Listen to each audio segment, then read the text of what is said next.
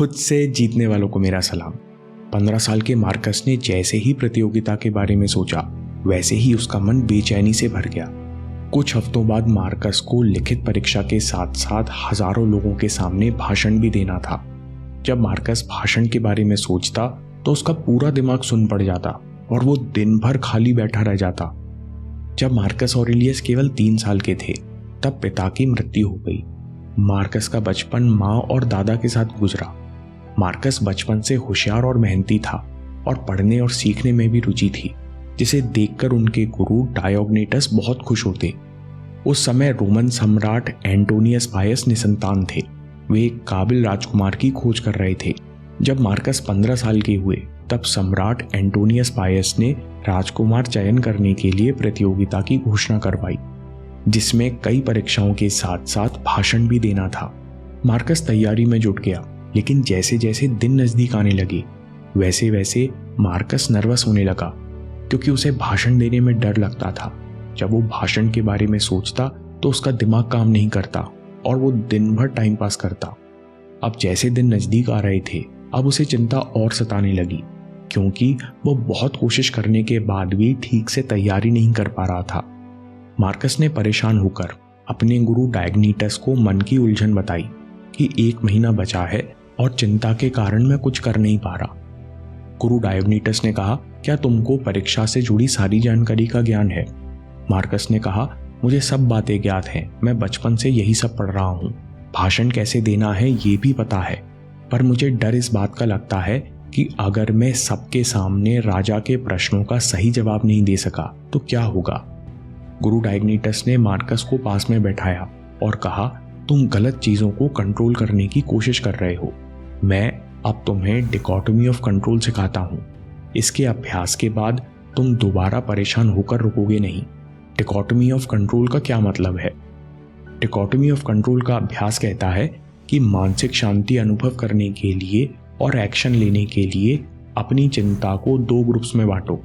कौन से 2 ग्रुप्स में? पहले ग्रुप में वो सारी चीजें लिखो जो पूरी तरह 100% हमारे नियंत्रण में है, जैसे हमारे डिसीजंस, हमारी सोच, हमारे एक्शन, ये सब हमारे कंट्रोल में है। दूसरे ग्रुप में वो सारी चीजें लिखो जो 100% हमारे कंट्रोल में नहीं है, जैसे बीमारी, प्रतिष्ठा, राजा के सवाल, दूसरों की सोच, एग्जाम के रिजल्ट। ये सब चीजें कहीं ना कहीं एक्सटर्नल फैक्टर से प्रभावित होती हैं, इसलिए ये सब 100% हमारे कंट्रोल में नहीं है। जब हम उन चीज़ों को कंट्रोल करने की कोशिश करते हैं जो असल में कंट्रोल में नहीं है, तब हम परेशान होते हैं और मानसिक शांति खोते हैं। जब मानसिक शांति खोते हैं तो शक्तिहीन महसूस करते हैं और हम उन चीज़ों को नकारने लगते हैं जिन पर हम सच में कंट्रोल कर सकते हैं। मार्कस ने पूछा, तो मुझे क्या करना चाहिए? डायोग्नेटस ने कहा, तुम एक पेपर निकालो और डिकोटोमी ऑफ कंट्रोल की एक्सरसाइज लिखो। दोस्तों, हम इस एक्सरसाइज को अभी अपने जीवन में अप्लाई करके देखते हैं। एग्जाम्पल के लिए मान लो कि आप जॉब इंटरव्यू की तैयारी करना चाहते हो और मार्कस की तरह ही आपको चिंता हो रही है, अगर मैं प्रश्नों का जवाब नहीं दे पाया तो कहीं अच्छा मौका हाथ से ना निकल जाए। इस चिंता में आप नर्वस महसूस कर रहे हो और तैयारी भी नहीं कर पा रहे, जिस कारण आपकी चिंता और बढ़ रही है। सबसे पहले एक खाली पेज के ऊपर अपनी चिंता लिखो, इंटरव्यू या एग्जाम में सिलेक्शन। फिर पेज के बीच में लाइन खींचकर 2 कॉलम बना लो। पहले कॉलम का टाइटल लिखो 100% मेरे कंट्रोल में है। दूसरे कॉलम का टाइटल लिखो पूरी तरह मेरे कंट्रोल में नहीं है।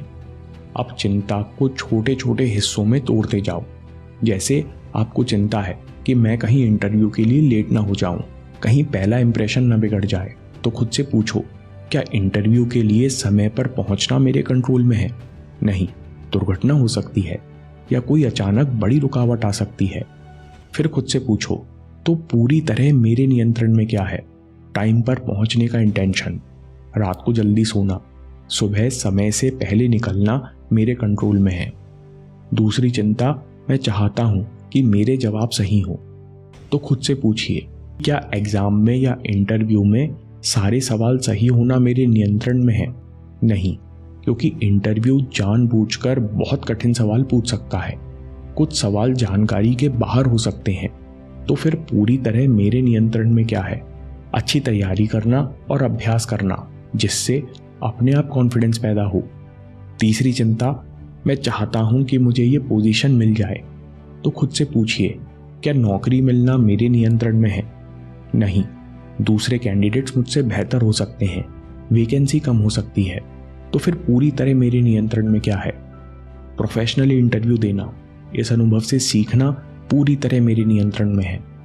अगली चिंता, मैं इंटरव्यू देते वक्त कॉन्फिडेंस महसूस करना चाहता हूं। तो खुद से पूछिए, क्या कॉन्फिडेंस महसूस करना पूरी तरह मेरे नियंत्रण में है? नहीं, क्योंकि अगर सोचने भर से कोई आत्मविश्वास महसूस कर सकता तो कोई प्रेशर में आता ही नहीं। तो फिर पूरी तरह मेरे नियंत्रण में क्या है? तैयारी करना, सबकॉन्शियस माइंड को प्रोग्राम करना पूरी तरह मेरे नियंत्रण में है। इस एक्सरसाइज के बाद जो भी आपके नियंत्रण में नहीं है उसे पेज फोल्ड करके छुपा दो और केवल उस कॉलम पर ध्यान दो जो पूरी तरह आपके नियंत्रण में है। उसके बाद आप उन चीज़ों और एक्शन पर फोकस करने लगते हो जो आपके नियंत्रण में है, और जो आपके नियंत्रण में नहीं है उनको छोड़ने लगते हो। ऐसा करने से मन शांत होता है, आपको क्लैरिटी मिलती है और आपको पता चल जाता है कि अभी आपको कितनी मेहनत और करना है। मार्कस ने भी यही एक्सरसाइज की। वे शांत मन से घर गए और अपने कमरे की दीवार पर उस लिस्ट को चिपका लिया। जब भी उन्हें चिंता सताती तो वो अपने आप को याद दिलाते कि ये 4 चीज़ें मेरे कंट्रोल में है, फिर वे उन चीज़ों पर एक्शन लेते। कैसे जागती है किस्मत? अगर किस्मत में नहीं तो मैं मेहनत क्यों करूं? इन सवालों ने एक व्यक्ति का जीवन बदल दिया। देखिए एक डीप सेंस स्टोरी। और याद रखिए, आपके समय से कोई वीडियो, कोई ऐप, कोई न्यूज़ कीमती नहीं है। मैं काम के किस्से लाता रहूँगा। हम जीतेंगे।